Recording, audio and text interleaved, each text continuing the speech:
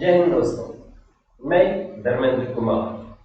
उच्च पादपों में प्रकाश संश्लेषण चैप्टर अपन डिस्कस कर रहे हैं। इसकी समाप्ति की ओर है। काफी सेशन अपन ने देख लिए हैं, 10-12 लेसन अपन ने यहाँ पर डिस्कस कर लिए जो एनसीईआरटी के टॉपिक वाइज है। और आज के सेशन में अपन बात करेंगे प्रकाश श्वसन की। प्रकाश श्वसन जिसे अपन बोलते हैं फोटो रेस्पिरेशन, इसका थोड़ा सा आइडिया मैंने आपको दिया था जब C3 और C4 पादप को कंपेयर अपन ने किया था। बेसिकली अगर अपन बात करें तो जो C4 पादप था उसके अंदर अपन ने बात की थी कि उसमें फोटो रेस्पिरेशन नहीं होता है और वो उच्च तापमान को टॉलरेट कर सकता है, सहन कर सकता है, उच्च प्रकाश की उसको जरूरत है। तो जो 2-3 पॉइंट अपन ने वहां पर डिस्कस किए थे उसी में अपन ने प्रकाश श्वसन वाला फोटो रेस्पिरेशन वाला छोटा सा पॉइंट मैंने आपको वहां पर बताया था। तो ये है क्या ये काम की प्रोसेस है या वेस्ट प्रोसेस है, क्या ये C3 में होता है, क्या ये C4 में होता है, क्या ये दोनों में होता है? तो इन सब क्वेश्चंस को अपन यहाँ पर समझने की कोशिश करेंगे। तो प्रकाश श्वसन की अगर अपन बात करें उससे पहले अपन ने क्या पढ़ा था? अपन ने पढ़ा था कि एक एंजाइम होता है रूबिस्को। क्या होता है? रूबिस्को। अगर C3 पादप की आप बात करो, C3 पादप की अगर अपन बात करें तो इसमें फर्स्ट जो प्रोडक्ट अपने पास होता है वो कौन सा होता है? 3 कार्बन वाला होता है। तो अपन ने क्या बात की थी? C3 में आपके पास RUBP होता है, राइबोलोज बिसफॉस्फेट होता है। अगर इसके साथ में CO2 जुड़ता है किसकी प्रेजेंस में? रूबिस्को की प्रेजेंस में। ठीक है, रूबिस्को की प्रेजेंस में अगर जुड़ता है तो अपन क्या बोलता है? फॉस्फोग्लिसरिक एसिड के 2 मॉलिक्यूल मिलते हैं जिसमें 3 कार्बन होता है हर एक के अंदर।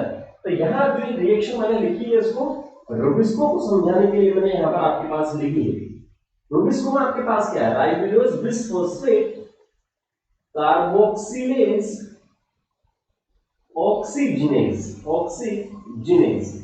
तो मतलब इसका मतलब मैंने आपको पहले भी बताया था कि ये जो रूबिस्को एंजाइम है ये कार्बोक्सिलेशन जो होता है, मतलब CO2 की जो प्रोसेस है, CO2 की जो गैस है उसके साथ में ये प्रोसेस करता है, उसको जोड़ने में हेल्प करता है। लेकिन ऑक्सीजनेज का मतलब मैंने क्या बताया था कि ऑक्सीजन को भी ये जोड़ सकता है, उससे भी ये रिएक्ट कर सकता है। आई बात समझ? तो ऐसा कैसे पॉसिबल है? एक एंजाइम है और 2 गैस के प्रति अनुक्रिया यहाँ पर दिखा रहा है। तो यहाँ पर बात करें एक्टिव साइट सक्रिय स्थल, जैसे मान लो मेरे पास क्या है? रूबिस्को है। यहाँ पर क्या है? रूबिस्को है। तो ये वाला जो होल साइट है वो आपके पास CO2 की हो चुकी है और ये O2 की हो चुकी है। एक समय लिए आपको मानना है। तो अब होगा क्या? जैसे CO2 भी आपके पास है गैस उपलब्ध पादप में, जहां पर भी आपके पास जो प्रोसेस हो रही है प्रकाश संश्लेषण वगैरह की, जैसे C3 की अपन बात करें तो मेसोफिल के अंदर मेनली होता है, C4 में बंडल शेल जो होती है कुलाक्षल कोशिका जिसे अपन बोलते हैं वहां पर होती है। तो मान लो ये जो रूबिस्को एंजाइम आपको यहाँ पर बताया जा रहा है, ठीक है, तो यहाँ इसको अवेलेबल है CO2 गैस भी और इसको अवेलेबल है O2 गैस भी। अब ये किसके लिए अपनी बंधन प्रक्रिया यहाँ पर दिखाया, किसके साथ ये जुड़ेगा, एफिनिटी किसके साथ में इसकी होगी? तो सिंपल सा फंडा आपको ध्यान में रखना है, जहां पर भी लगभग CO2 और ऑक्सीजन की जो सांद्रता लगभग अगर बराबर हो CO2 और ऑक्सीजन की सांद्रता, तो जो रूबिस्को एंजाइम है वो CO2 के साथ में यहाँ पर क्या करेगा? अपनी अनुक्रिया है जो दर्शाएगा, ना कि ऑक्सीजन के प्रति। आरी बात समझ? ना कि ऑक्सीजन के प्रति। ठीक है, तो CO2 दर्शाएगा, एफिनिटी जो है रूबिस्को के साथ में ज्यादा, ना कि ऑक्सीजन यहाँ पर दर्शाएगा। क्लियर है? ये आपको सिंपल सा समझ में आना चाहिए। आपको ध्यान में रखना सिंपल सा कि CO2 जो है वो आपके पास यहाँ पर आसानी से इसके साथ में जुड़ जाती है। अब अगर अपन बात करें कि अगर CO2 के साथ में रिएक्ट होना तो क्या बन रहा है? 2PGA यहाँ पर बन रहा है। अच्छा, एक और चीज आपको ध्यान में रखनी है, जो रूबिस्को है वो इस संसार में मिलने वाला सबसे अधिक मिलने वाला एंजाइम है, मोस्ट अबंडेंट एंजाइम। ठीक है, सबसे अधिक मिलने वाला जो एंजाइम है वो कौन सा है? रूबिस्को। अगर इसके पीछे का रीजन आपसे पूछे तो सिंपल सा बता भी सकते हो कि पादप की जो इतनी सारी स्पीशीज, पादप की इतनी सारी जो अपन क्लासिफिकेशन करते हैं, प्लांट क्लासिफिकेशन अपन जो करते हैं, ठीक है, तो इतने सारे पादप है, उसमें पत्तियां है, उसमें मेसोफिल है, उसमें सब कुछ है। तो ये एंजाइम जो है इसका मेन फंक्शन भी यहाँ पर ज्यादा होता है, इसीलिए सबसे ज्यादा एक तरह से सिंपल सा ये इसका फंडा है आपके पास। तो यहाँ पर क्या है कि CO2 और ऑक्सीजन की जो सांद्रता अगर लगभग सेम है तो CO2 की प्रति अनुक्रिया दिखाएगा। लेकिन मान लीजिए कि जो कुछ ऑक्सीजन इस रूबिस्को एंजाइम के साथ में जुड़ती है, ठीक है, कुछ ऑक्सीजन जो है इस रूबिस्को एंजाइम के साथ में जुड़ती है, तब आपके पास जो रिएक्शन है वो यहाँ पर उसका प्रारूप क्या हो जाएगा, बदल जाएगा। अगर इसके साथ में जुड़ती है, अगर रूबिस्को एंजाइम आपके पास आता है, ठीक है, ऑक्सीजन इसके साथ में जुड़ रही है, तो अब आपको पीजीए नहीं मिलता है, पीजी आपको नहीं मिलता है,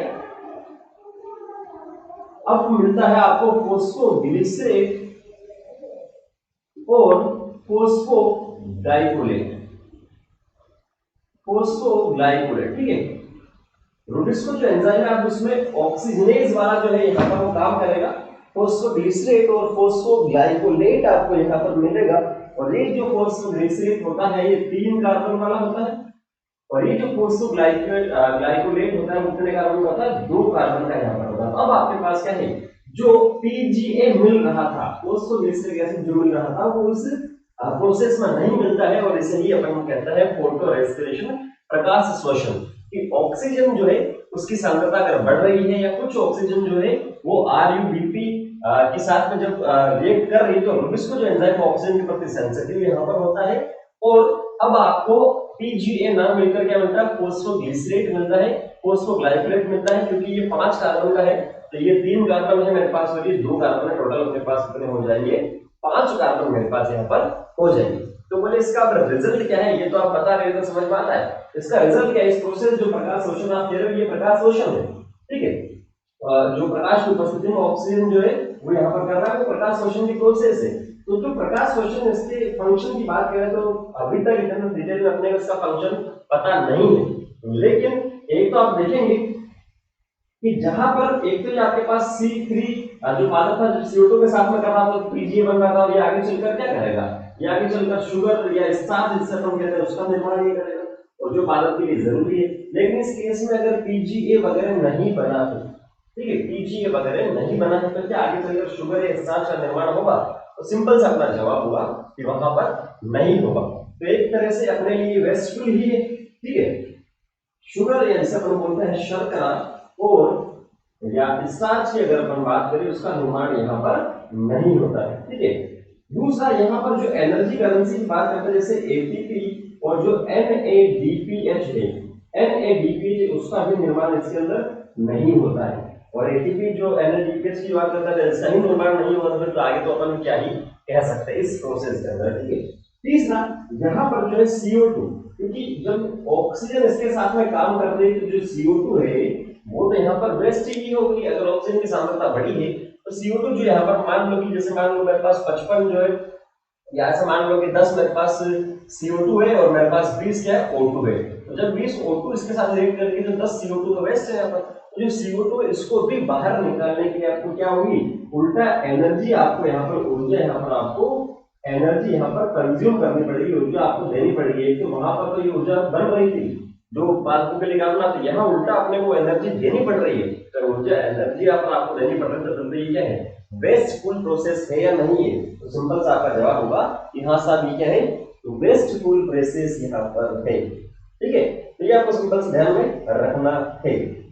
बाकी अगर अपन बात करें तो बाकी C4 पादप में जो है ये जो प्रकाश शोषण की प्रोसेस है वो नहीं होती, ये पहले भी मैंने आपको बताया था, कल के सेशन में बताया था। वहां पर अपन ने क्या बात की थी कि ये मेरे पास मेसोफिल सेल है, ये आपके पास प्लाज्माडेस्माटा होता है, नीचे ये बंडल शीट सेल होता है, यहाँ पर 4 कार्बन वाला एसिड बनता है OAA जिसे अपन बोलते हैं, वो उसका परिवेल होता है मैलिक एसिड और एस्पार्टिक में, और यहाँ बंडल शीट सेल में CO2 निकल जाता है, तो C3 पादप जो वो कॉमन है, ठीक है। तो यहाँ पर इसके अंदर रूबिस्को जो है वो अबंडेड होता है, और इसके अंदर पेप्टेज यहाँ पर होता है ऊपर वाली जो है मेसोफिल सेल के अंदर।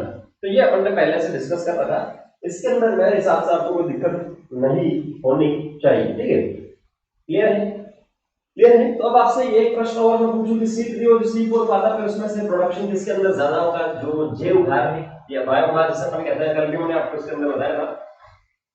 तो आपका जवाब क्या होना चाहिए, सिंपल सा आपका होना चाहिए कि जो C4 पादप है, क्योंकि C4 में प्रकाश शोषण जो है, प्रकाश शोषण जो है वो नहीं होता है, नहीं होता है, तो यहाँ पर क्या होगा, प्रकाश शोषण नहीं होगा तो ये मेन जो होगा वो अपना प्रोडक्ट होगा ये आपके पास बनाएगा, जबकि C3 में प्रकाश शोषण होता है तो आपके पास क्या होगा, वहां पर एनर्जी वगैरह वेस्ट होगी और ये सब भी यहाँ पर होगा।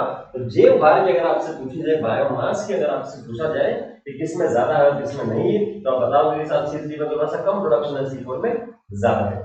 टेम्परेचर की आपने बात कर ली, हाई टेम्परेचर C4 के लिए ही, कम जो है उसके लिए हाई, जो लाइट सेंसिटिविटी की बात करें, प्रकाश की बात करें, वो भी C4 के लिए।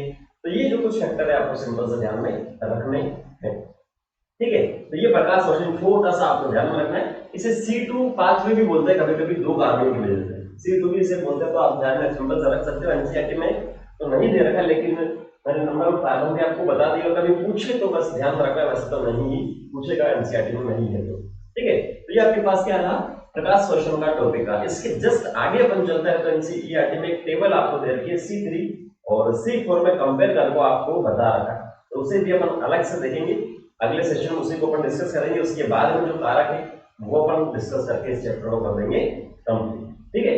इतना सा आपने देखा है तो उम्मीद में करता हूँ उसके बाद में आप एनसीईआरटी पढ़िए, और कोई डाउट हो तो कमेंट सेक्शन में आप कमेंट करके पूछ सकते हैं। मिलते हैं नेक्स्ट सेशन में। Thank you, all the best.